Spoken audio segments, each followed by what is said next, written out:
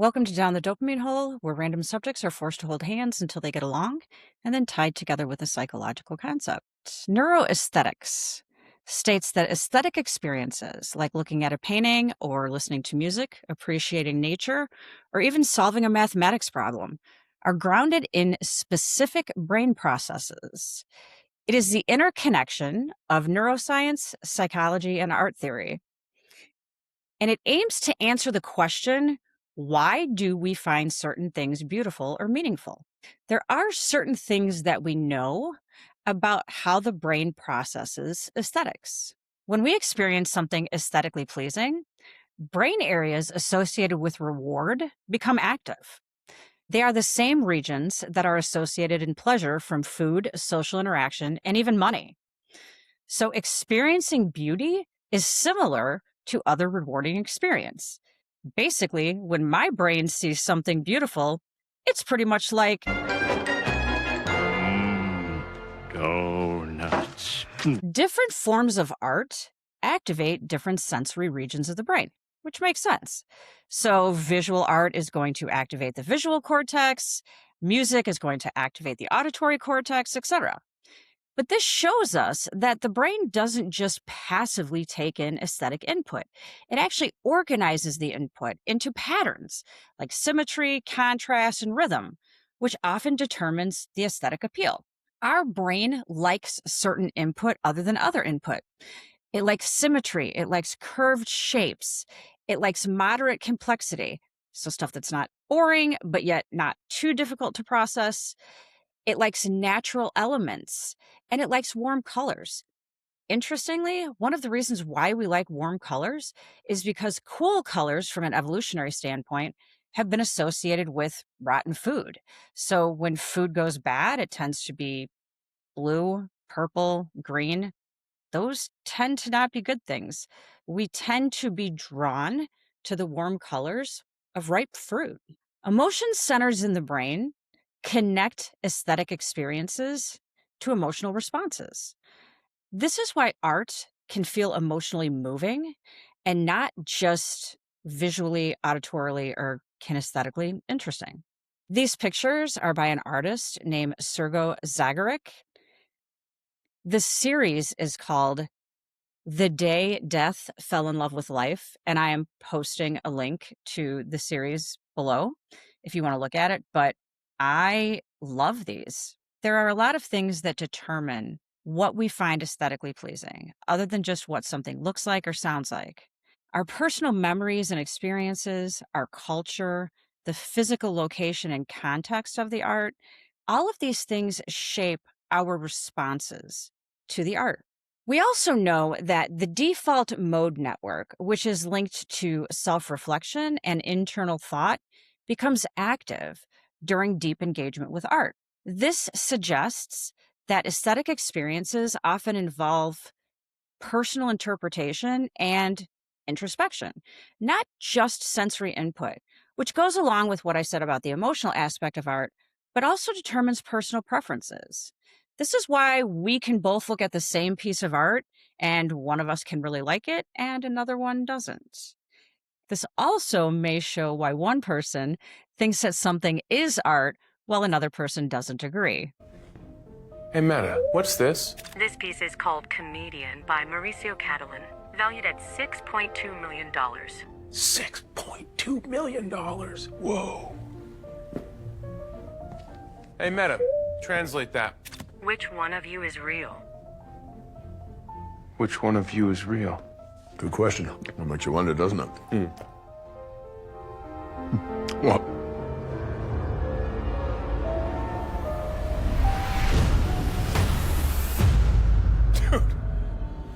That's a $6.2 million banana, dude. Why is it duct taped to the wall? You just eat things stuck to I walls? was hungry.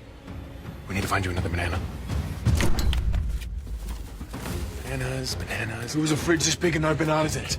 Gentlemen, It's all good, brother. I got your back. Hey, cool. Thank you. I love you. There you are. Wow. Oh, man. That's a lovely home you have. how do you like my art collection? It is tasty. Tasteful. Tasteful. He means Who eats art? I think you're supposed to say, hey, Meta, first. Like, hey, Meta, who eats art? And then Meta would say, Chris Pratt. Hey, Meta, call my lawyer. Neuroaesthetics shows us that our experience of beauty isn't random. It emerges from a dynamic interaction between sensory processing, emotional systems, reward circuits, and personal meaning making. It doesn't replace artistic interpretation, but it adds a powerful layer, understanding how and why it affects us at the level of the brain. And although all of this is really interesting to know, what we really want to know is, okay, cool. So how do we use this? How do we use this information in everyday life? And there's a lot of cases in which we use this in everyday life. But let's start with healthcare and medicine.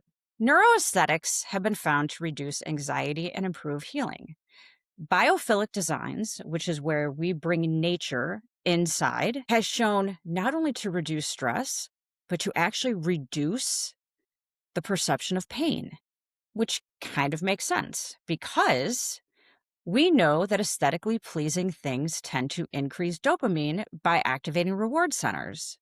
Pain medicine also increases dopamine. That's how it works. So it makes sense that things that would be aesthetically pleasing would also tend to decrease the perception of pain.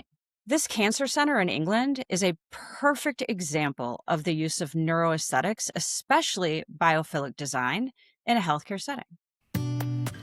The interior of the center contains natural materials, soft lighting, and numerous spaces designed to encourage social interaction.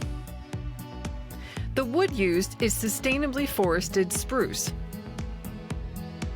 The walls are made out of porous materials such as limestone, which help ventilate the building naturally. As you come into the centre, obviously it's this big open space, and we know that cancer has been shrouded in secrecy, but this gives the impression that we can be open about that now, and we can talk about cancer, and we can talk about that as a thing that's happening to people as they come into the centre. But then we have much smaller spaces that have no corners, so they envelop you as you go into them. So we've got rooms that almost give you a hug as you go into them. Softer lighting and natural images have been shown to reduce recovery time. Some clinics use music or visual art during procedures to engage attention and reduce anxiety. Preferred music or aesthetically pleasing music has been shown to increase attention, which may be one reason why so many ADHD people have to listen to music while they do their homework or other types of work. Improved floor layouts and ergonomic designs have been shown to improve staff efficiency, but also to decrease staff anxiety. Neuroaesthetics has also been shown to help with mental health. Creating or viewing art can help to express emotions that can be really difficult to verbalize. And we talked about how art and emotions are tied together. In depression, ADHD, anxiety, and many other disorders, we know that reward pathways are underactive. And we know that neuroaesthetics has been shown that consuming art activates reward pathways in the brain. The BBC reported a study that was done where they used readings of brainwaves to show exactly how much art activates the brain. They asked users to wear a headband that measured EEG readings while they walked around an art museum, and their brainwaves were then analyzed. And here's an example of one. Pay attention to what's said about ADHD people at the end. How does that affect what this is reading? Well, let's find out what it did discover. Well, this all looks very pretty, but what does it actually represent? What you can see here is what we call corkscrewing, and you can see the ribbons are starting to kind of twist over each other and twist and bend, and that's due to sort of problem solving. You're trying to make sense of what you're seeing. This was when I was looking at the Degas. Things seem to have got a little bit more excitable at this point. What does that mean? Yeah, these golden highlights that are coming in are something that we've put into the system, and they're triggered by recognition, when you see something that you recognize. Oh, that'll be the point that I saw the ladies for the first time that looked like a blur initially.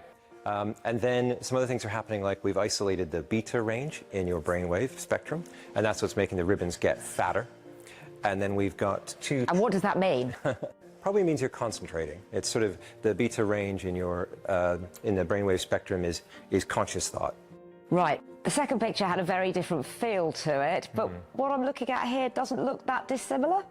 I can agree, it does look a little bit the same, but what we're not seeing is lots of weaving and sort of corkscrewing. What we're seeing is just nice up and down patterns, occasionally some gold highlights. I think in general what I'd say is you looked at this painting and it didn't feel unfamiliar to you or odd. You looked at it and you were quite comfortable with it. It was clear what it was of. Yeah, exactly. You may have seen it before as well. What have you learned so far from people using this? The biggest variation is from one person to another. Huge differences between the way one person takes in a piece of art and another. Particularly people, neurodiverse people, people with things like ADHD, have a very different reaction to art. They spend a lot more time kind of reassessing the image and that stuff. We learned that as we were doing our tests. I suppose, as somebody who's not hugely into art, I was pleasantly surprised by how much I seemingly did feel. I have a disproportionately high number of clients that are artists or that engage in some type of creative endeavors, which makes sense if you think about how those with psychological disorders have underactive reward systems and how art activates those reward systems.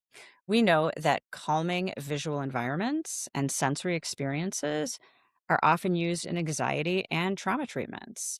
Things like soft colors in therapy offices, soft music, artwork.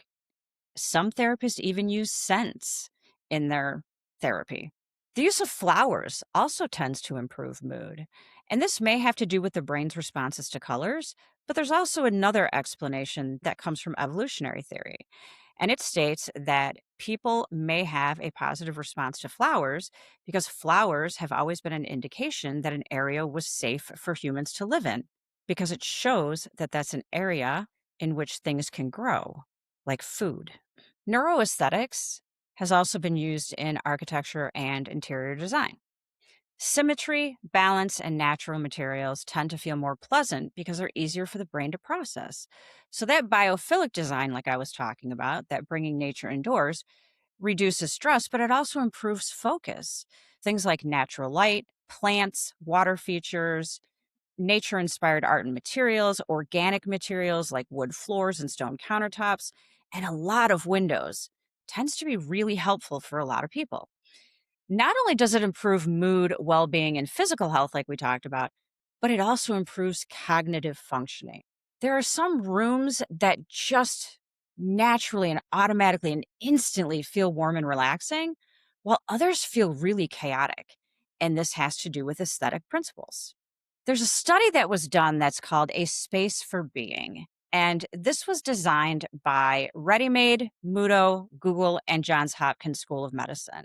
In this study, 3 rooms were designed, and people wore wristbands. Think of kind of like a Fitbit, where it measured different physiological responses. And of course, they got to pick the colors of their wristbands because, it is neuroaesthetics. And they walked through these rooms, and they were then given a report about which of these rooms they felt the most comfortable in based on their physiological responses. And it was interesting because it then gave them suggestions for design, lighting, artwork, textures, and sounds that they can use in their own room. Ready Made also designed a prototypical hospital room for children that were suffering from disorders of consciousness, like comas. And it used that biophilic design of nature scenes and sounds that were meant to aid recovery. And the way that the rooms worked is they had large murals on the ceiling and at the foot of the bed. And one of the prototypical rooms that were shown, on the ceiling, it showed a blue sky with white fluffy clouds. And at the foot of the bed, it showed a large scene of a moving ocean with waves. And it actually had the sound of ocean waves. And then as the day went on, the sky got darker, the ocean got darker.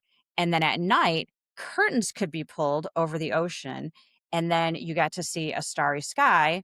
And there were actually sounds of crickets chirping. So it was a very, very interesting room.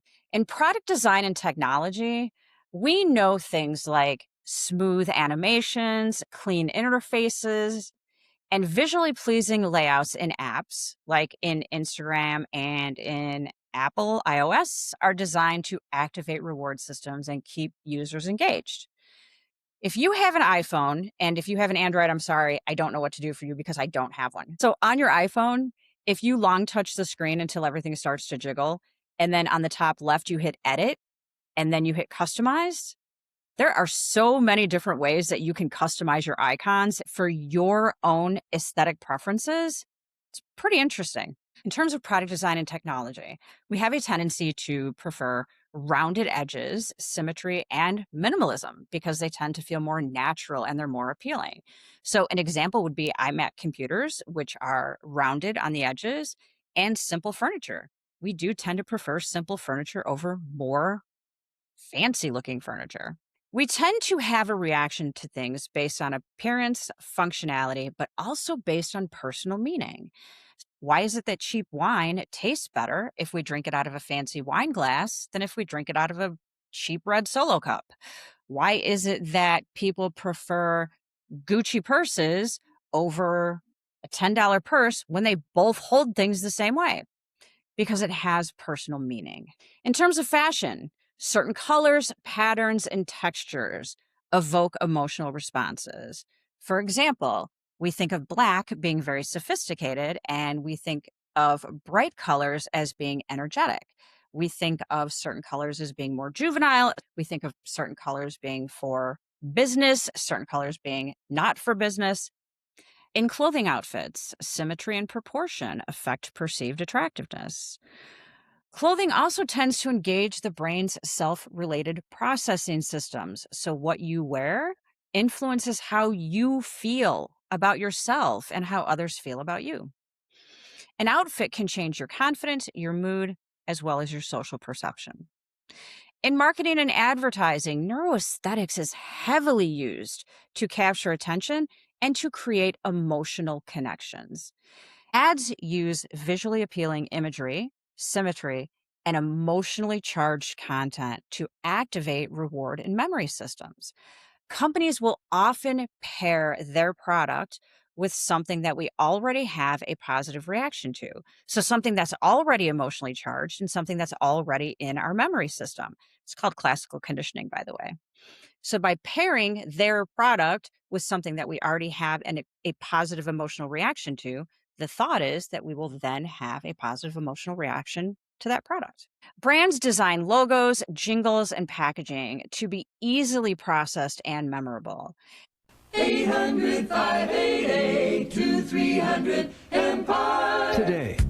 And something that just looks appealing on the shelf, by the way, that is a deliberate neuroaesthetic strategy. In education and learning, aesthetic presentation affects engagement and memory a lot.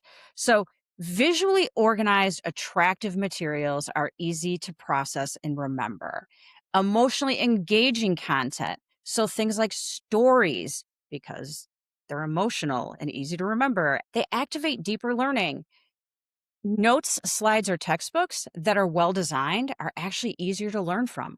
We tend to pass up things that are not in a visual appealing format because we know that it's going to be more difficult for us to process. In social media and everyday behavior, platforms tend to be built around neuroaesthetic principles. Carefully curated images, color schemes, and visual storytelling tend to trigger reward systems. There is a reason why we doom scroll.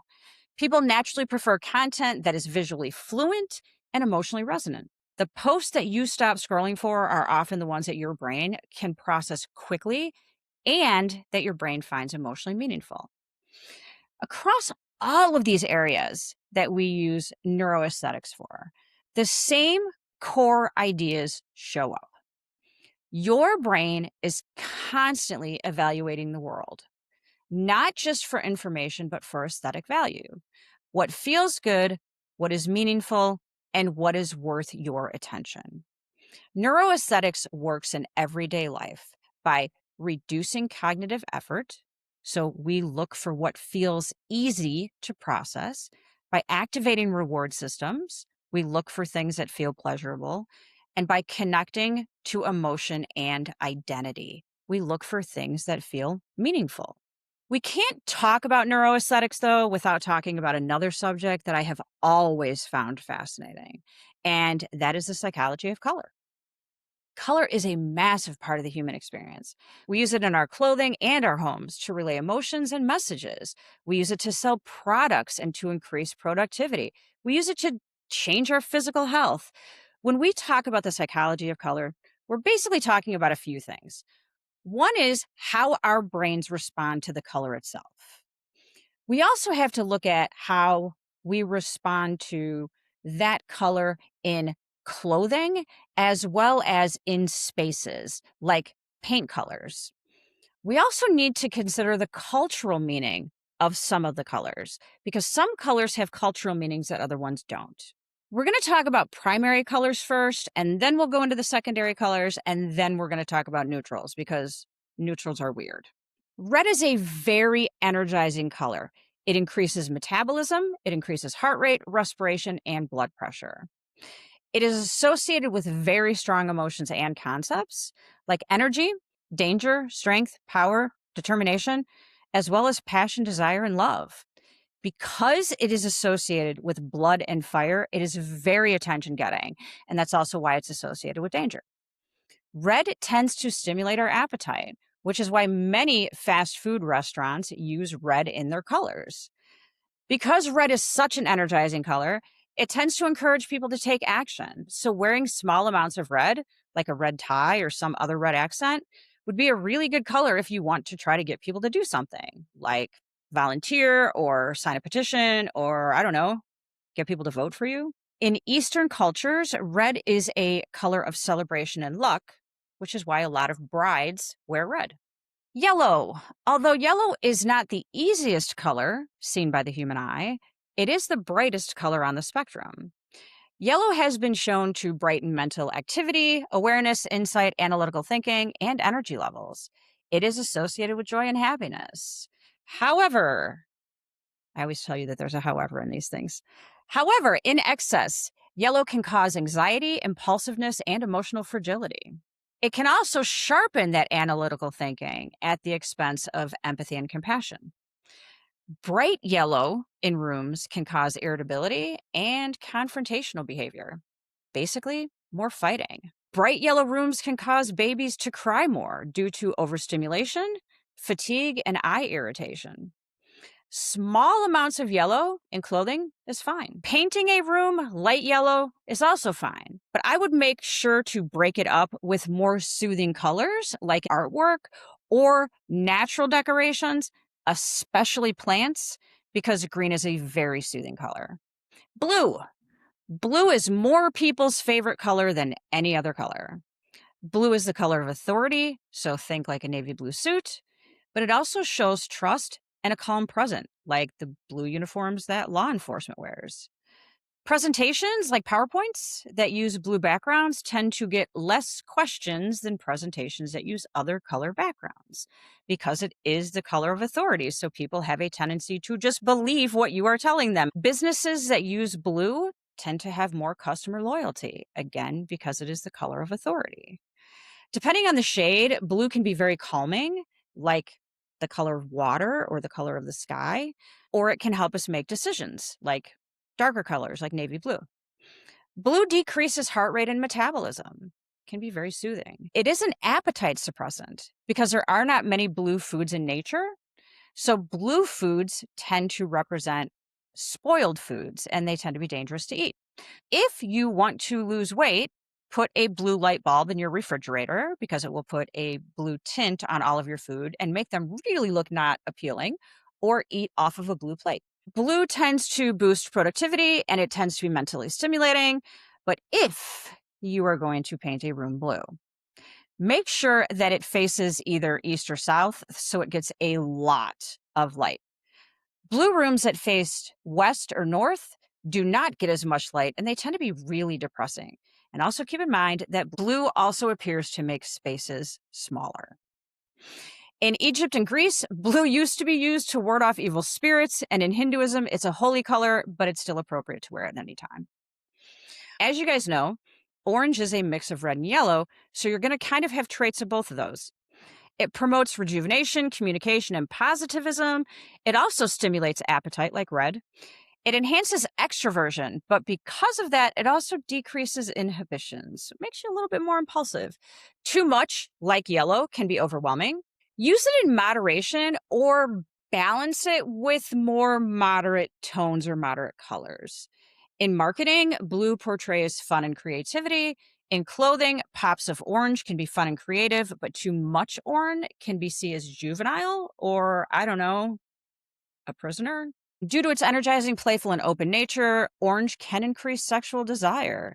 But don't everybody go run out and buy orange paint. Like, at least wait until the end of the podcast, okay?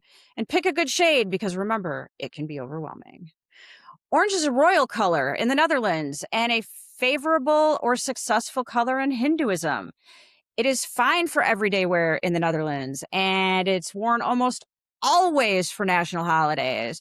And just for the record, because of course I looked this up, the Netherlands has a really low birth rate, but I had to check because if everybody's running around wearing orange for all the national holidays, I just kind of thought that maybe, apparently not. So green. Green represents nature, purity, growth, health, and freshness.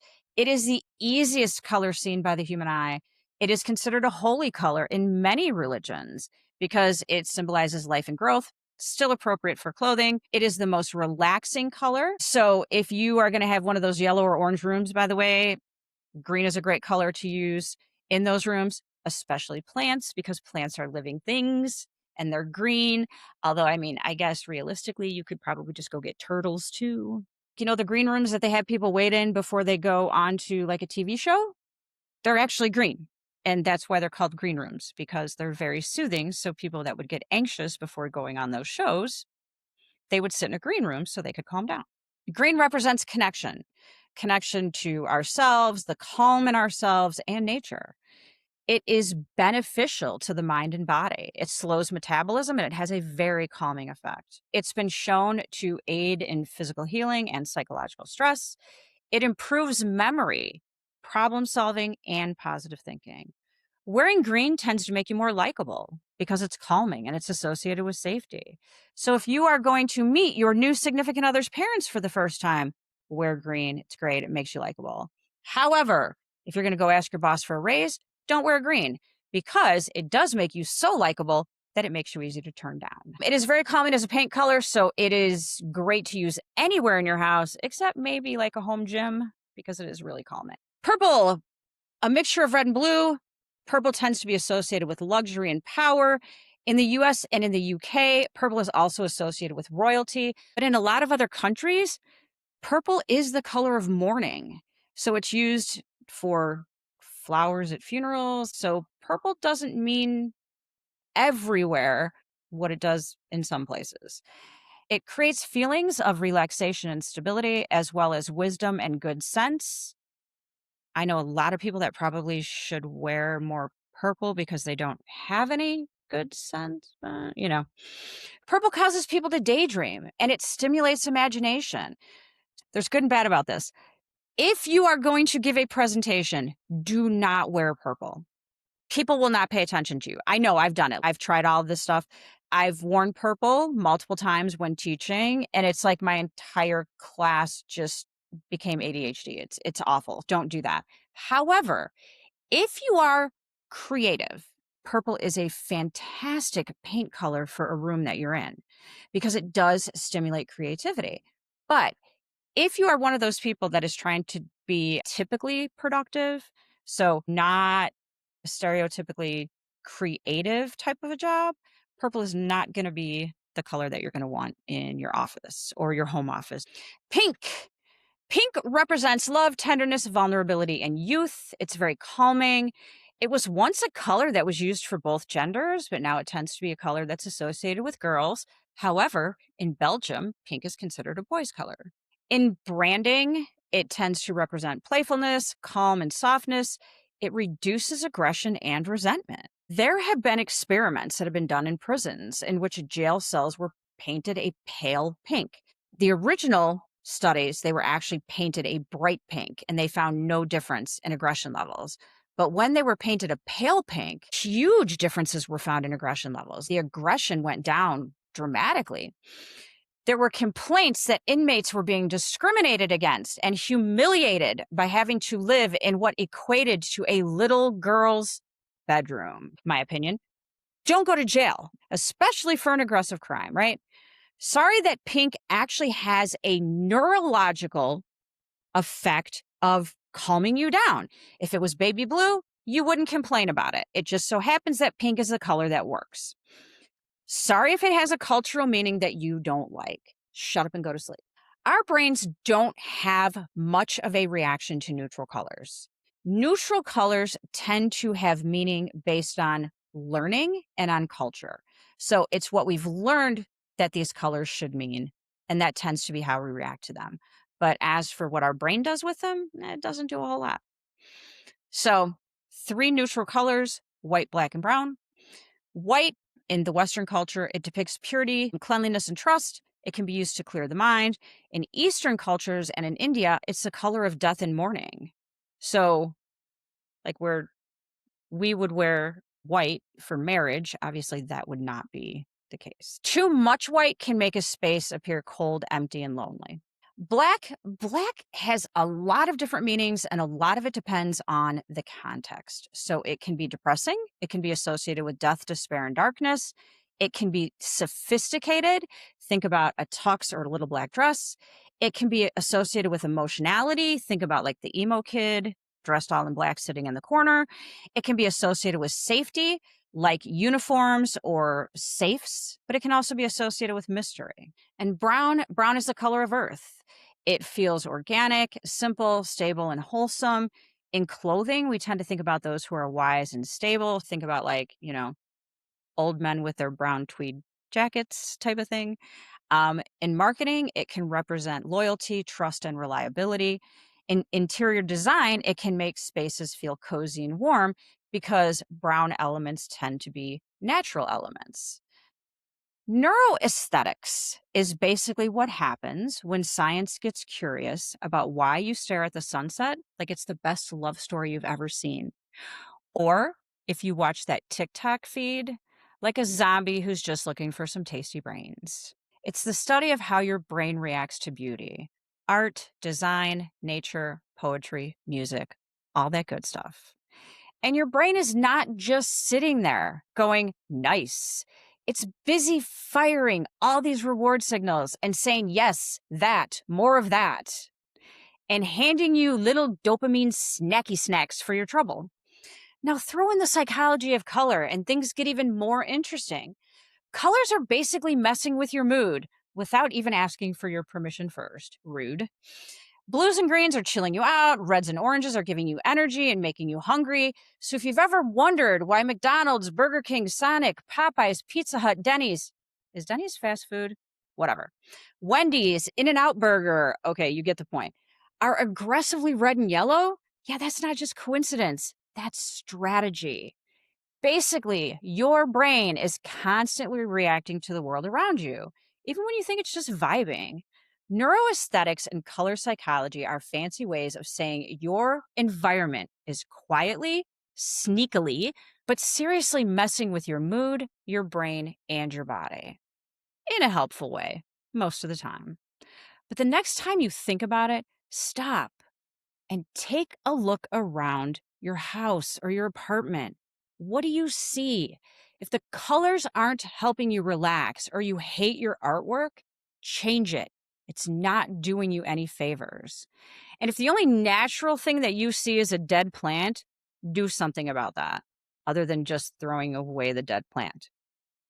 Go get live plants. Get a painting of nature. Open your curtains. Actually walk outside your house for once. Do it for your stupid mental health. And dopamine. Because there is nothing better in this world than some dopamine snacky snacks. That's all I have for today. Thank you so much for spending your time with me. My goal is to put out content every Sunday. If you like what you saw or listened to, click on the buttons. Like, subscribe, share with all your enemies. Okay, maybe your friends too. Feel free to comment. I will reply to every single one. If you're interested in any of the research for this podcast, it can be found below or on the corresponding website, downthedopaminehole.com. The links for all of the commercials and videos used in this podcast are down there as well. I hope you learned something new and enjoyed your time with me. Be safe, take care of yourself, be happy, and most importantly, keep it weird.